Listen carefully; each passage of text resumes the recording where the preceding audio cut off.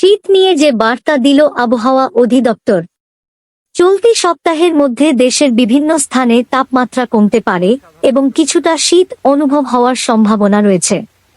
আবহাওয়া অধিদপ্তরের আবহাওয়াবিদ শাহিনুল ইসলাম এ তথ্য জানিয়েছেন। শুক্রবার দুপুর 1টা পর্যন্ত দেশের অভ্যন্তরীণ নদী বন্দরগুলোর জন্য দেওয়া এক সতর্কবার্তায় বলা হয়েছে, দেশের সব বিভাগে বৃষ্টি হতে পারে। এর মধ্যে ঢাকা সহ দেশের 10 জেলার ওপর দিয়ে সর্বোচ্চ 60 কিলোমিটার বেগে ঝড় ও বজ্রবৃষ্টি হতে পারে বলে জানিয়েছে আবহাওয়া অফিস। একই সঙ্গে দেশের কোথাও কোথাও মাঝারি ধরনের ভারী থেকে অতি ভারী বর্ষণ হতে পারে। এছাড়া এদিন সারা দেশে দিন ও রাতের তাপমাত্রা প্রায় অপরিবর্তিত থাকতে পারে বলেও জানানো হয়েছে।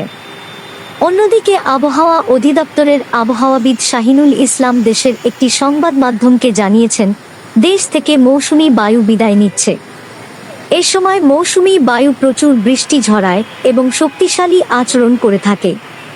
তিনি আরও জানান, এ পরিস্থিতিতে মৌসুমী বায়ু বিদায় নেওয়ার পর চলতি সপ্তাহের মধ্যে দেশের বিভিন্ন অঞ্চলে রাতের তাপমাত্রা হ্রাস পেতে থাকবে, আর এই সময় কিছুটা শীত অনুভব হওয়ার সম্ভাবনা রয়েছে।